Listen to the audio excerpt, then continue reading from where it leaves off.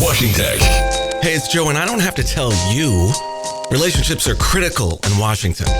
But how do you, A, find out who the key players are, and B, figure out how to reach out to them? Well, I want to tell you about Leadership Connect. It's been an absolute lifesaver for us as we expand our operations and outreach here at WashingTECH. Leadership Connect, it's the digital service used by top federal contractors and government affairs leaders to contact decision makers and develop those strategic relationships. Visit leadershipconnect.io and join the community. I love it, and I'm 100% sure you will too. That's leadershipconnect.io. Try it now. And what we know is that the global pandemic is brought to the forefront in brutal fashion the structural inequalities that have long existed.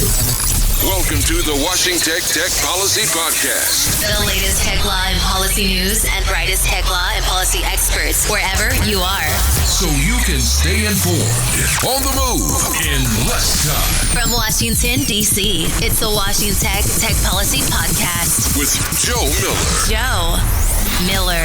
Antitrust is top of mind in Washington as the Wall Street Journal predicts a DOJ lawsuit that's in the works against Google, and as Facebook announces plans to acquire Jiffy. Snapchat and Twilio announced plans to offer in-app domestic violence support, and Licy Do Canto is my guest.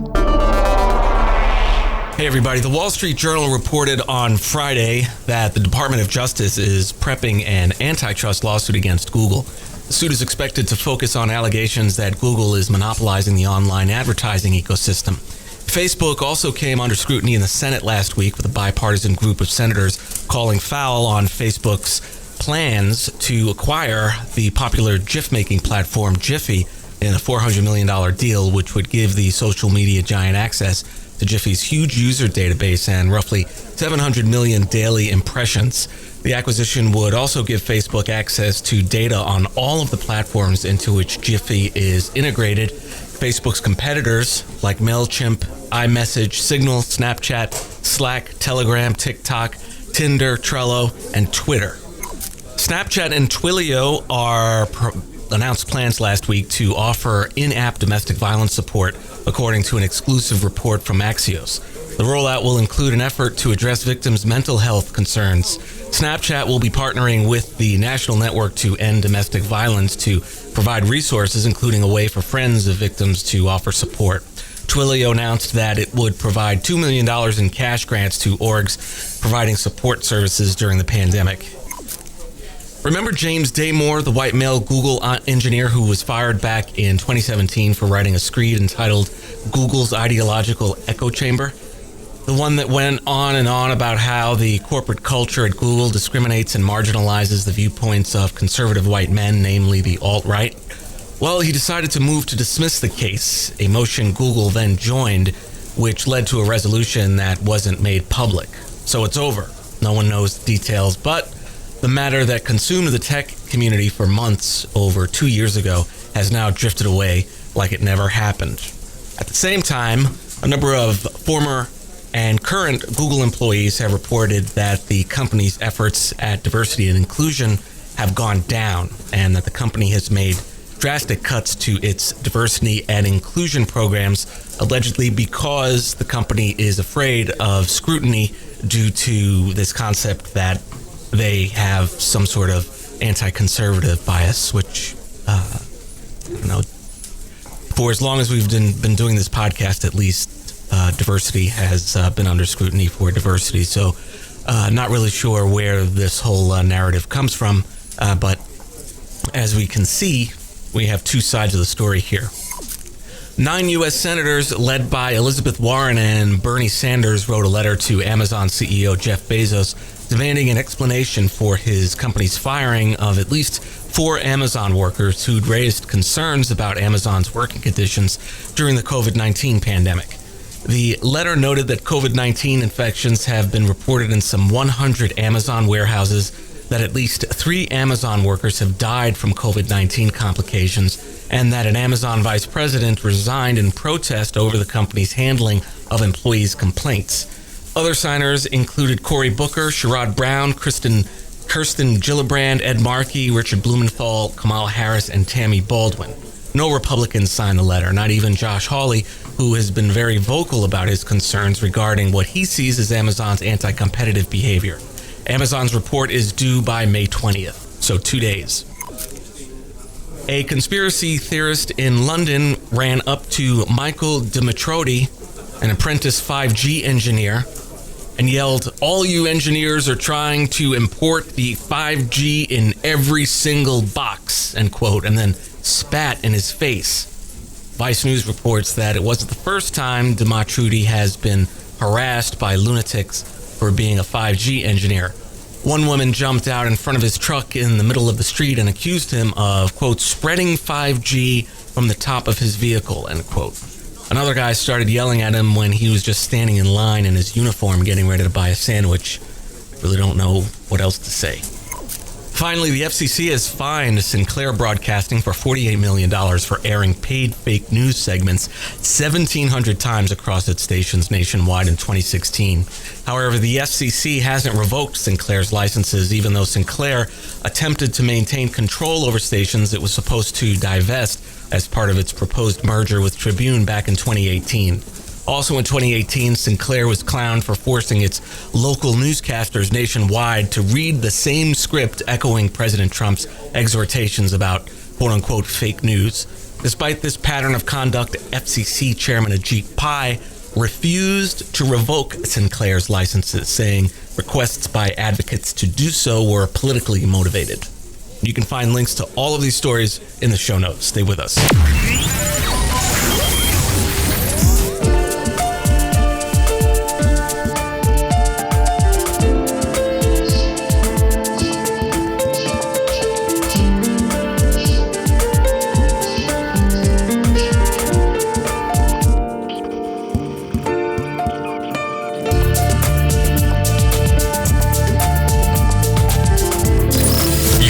Into the WashingTECH Tech Policy Podcast, the inclusive voice of tech policy.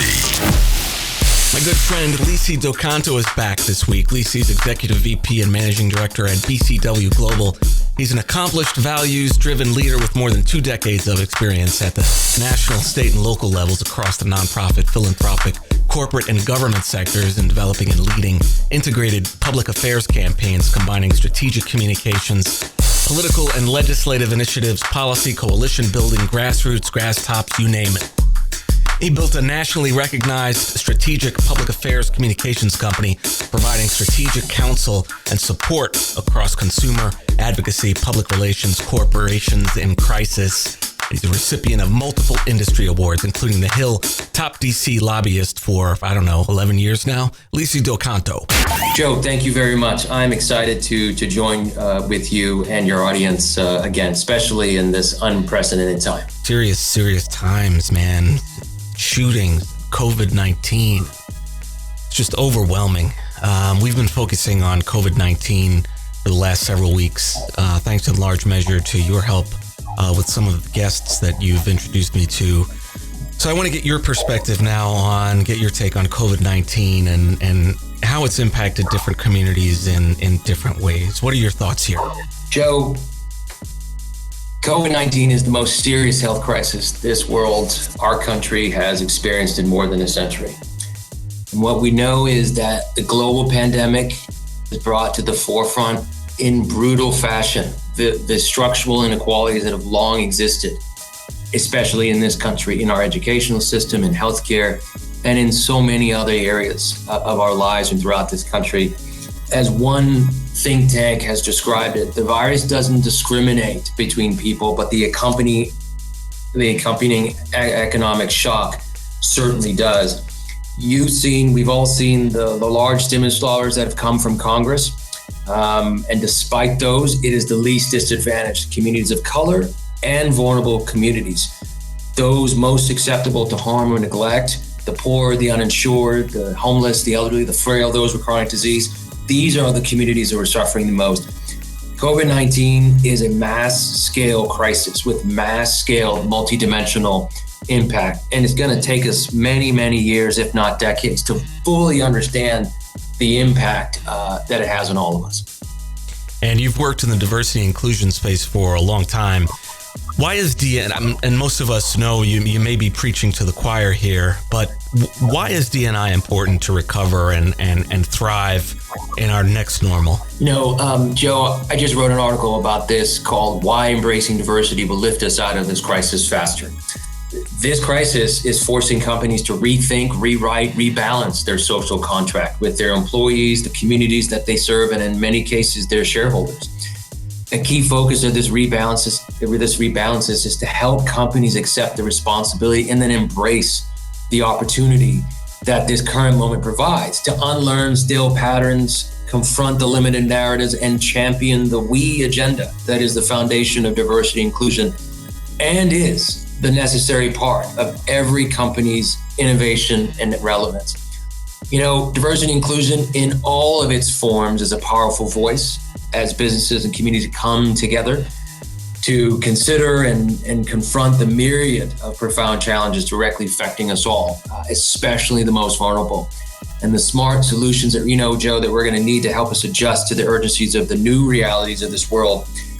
Immediate action in this crisis is critical, but easily lost, as you and your listeners know, amid the chaos, is the opportunity for leaders to embrace what I call a new agenda, one that is not temporary, but one that is permanent and aims squarely at the resiliency of diversity and inclusion and what comes next. And when it comes to communications, where does that come in, and what are some of the strategies that people should be looking at going forward? Maybe things that we've done wrong in the past that didn't get the message out there soon enough, or didn't put the right pressure in the right places to get the government to act when they should have. What role do you see the communications profession play in the creation and execution of a company's D&I strategy? I've thought about this, and I write about this in the article. As a African American public affairs lobbyist, communications strategist, working in Washington, D.C. for the better part of 25 plus years, I've seen firsthand the impact of diversity and inclusion on a company's performance and success. But I'll tell you, in my current role as an executive vice president and managing director of one of the world's largest communications firms, I have never been more convinced that diversity and inclusion are critical for successful leadership and communications, especially in these extraordinary times of unprecedented crisis and uncertainty. I work with companies from Fortune 500 to startups to everyone in between, and diversity and inclusion is at the center of that. Now more than ever, Joe, the presence of diversity and that practice of inclusion is critical to challenge us to view these problems differently and to consider a wider range of issues and impacts that we might not otherwise. Diversity in communications and in the work in the field, the industry that I'm in public relations, is especially important for companies because why? We oversee some or all of the strategic thinking and reputational risk for many companies. And we often serve, Joe, as that essential voice in guiding the strategic communications direction of a company, especially in times like this in crisis. Ours is a critical seat at the table right now. And now is the time for business leaders to think about what kind of company do they want to be, and to examine not only how they can be more diverse and inclusive for their own employees, but how they can be a better, more inclusive and engaged business for the diversity that exists within their communities, in their customers, in their audiences, who may be disproportionately impacted by crisis. In other words, now is that time to ask themselves, these leaders, these companies, who do they help? What problems do they solve? And how do they communicate their value? You've worked in healthcare for some time. Compare what's going on now to what you've seen in your career and its impact on the long term. What do you see as some of the specific issues that are relevant when it comes to communications, D&I, and healthcare? We are in a wartime atmosphere, and whether you're in healthcare or outside that industry, the winds of acceleration of recovery are taking place, moving us, if you will, to peacetime. The next coronavirus challenge that we are facing is how do we restore lives and livelihoods? How do we make it safe for people to go back to work and feel comfortable for that? And the healthcare industry has found itself tested in unbelievable ways by that pandemic. And like every company right now that's trying to manage the daily turbulent reality, there's also an important need for those in healthcare especially to imagine and plan for and position themselves for what's to come next. And here I'm not talking about what's next a year from now. I'm talking about the next normal, not the new normal. The next normal is this week, it's next week, in the rapidly evolving pace of this crisis. We know, Joe, after every significant disruption, there's imminent reform within the healthcare industry. One thing that we know very well is that the pandemic has brought to the forefront those structural inefficiencies that exist in the healthcare system. It's also, in the span of 3 months, accomplished what advocates in almost 3 decades have been trying to advance, especially in the use of technology and telemedicine, and some of the other innovative ways that we're moving forward now.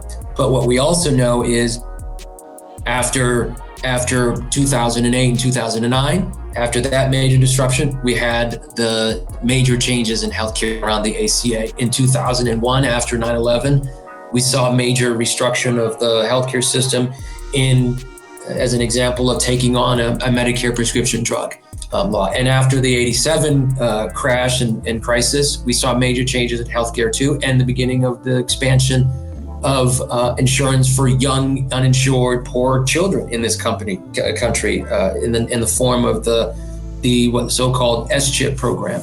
So this is the time for companies to think about moving through resolve, resilience, return, and a reimagination of what that system is going to be.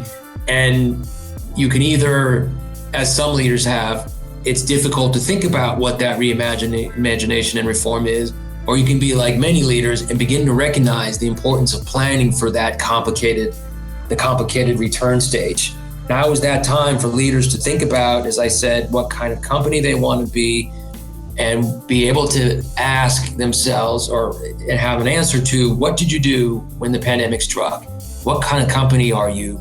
And how are you making not only your community, but the people that you serve and work for you a better place? Lots to consider here. We're going to take a quick break, and when we come back, we will find out more about what's happening with careers in the healthcare industry. Before the pandemic, there was a lot of demand for healthcare careers, and we'll hear from Licy on what we can expect going forward after we return to some semblance of, for lack of a better term, normal. Stay with us.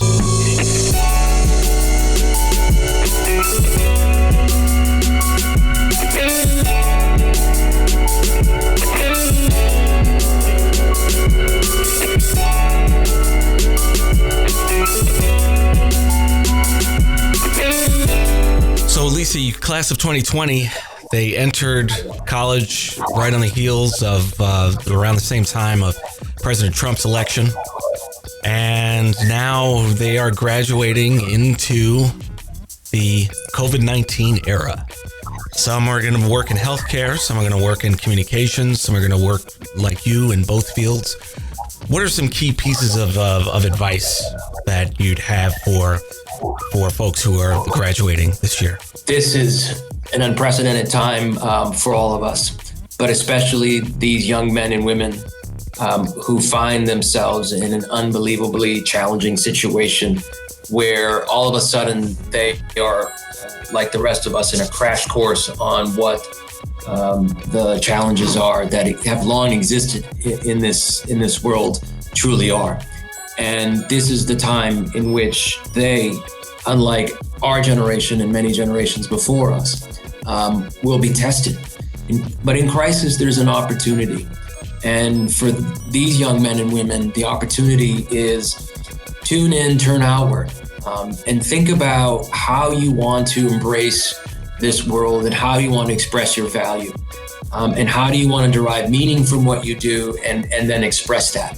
Tune in to what's happening around you. Too often, we all in our younger generation may have a disproportionate focus on what's happening only within their circle, but tune in beyond that to understand what else is happening.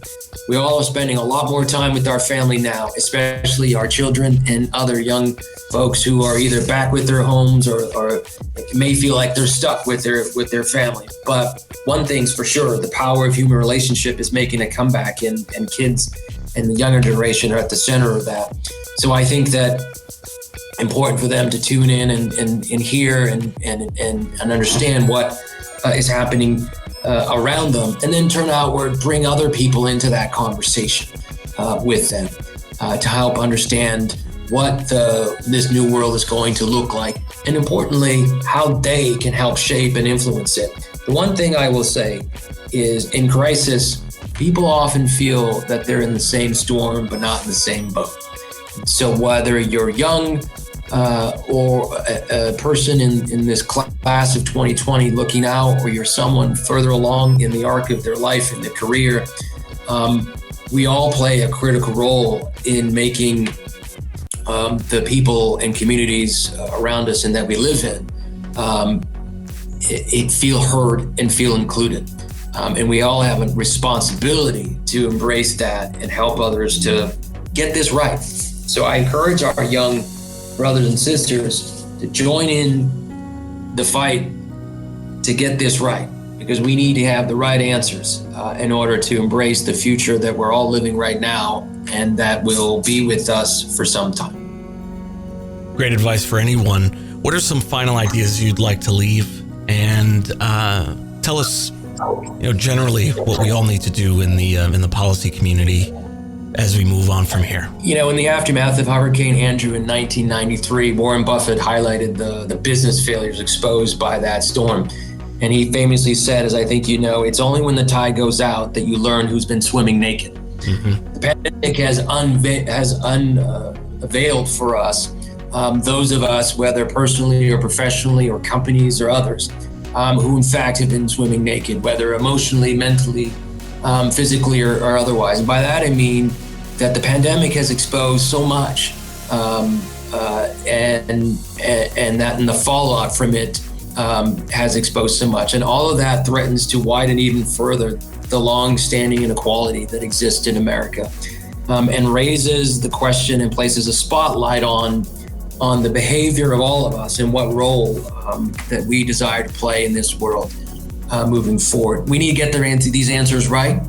And getting the answers right, Joe, and for your audience, I think requires the leaders, both in the public and private sectors, to embrace what I call a new and resilient diversity inclusion agenda, one that is rooted in diverse professional expertise, diverse personal and life experience, and a willingness and a commitment to be inclusive of other ideas.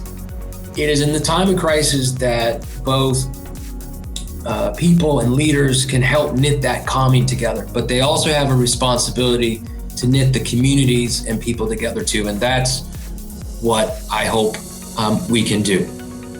Licy Do Canto, Executive Vice President, Managing Director of Public Affairs and Crisis at Burson Cohen & Wolfe. Licy, thanks for joining me. Well, thank you so much. And that concludes episode 231 of the podcast. Thanks for listening. If you like what we do here, we'd love to hear from you. Please take a moment and leave us a review in Apple Podcasts or wherever you get your podcasts. Let folks know what you think and help us out. It helps us, it helps you, it helps our guests. Really appreciate that. Hope all is well with the COVID-19 lockdown. I hope folks are feeling like they're getting back into the groove of things to some extent anyway. We don't want to rush things, but gradually it looks like we are getting back to normal. Not necessarily sure if that's a good thing or a bad thing, because a lot of people are still going to need our help. The unemployment rate is sky high. No one knows when that's going to come down. Got meat shortages, all kinds of stuff going on. But new reports that testing has gone up and that the number of positive cases have come back, are declining, according to Vox. So that's good news. In any case, I will see you back here next week. Take care. WashingTECH.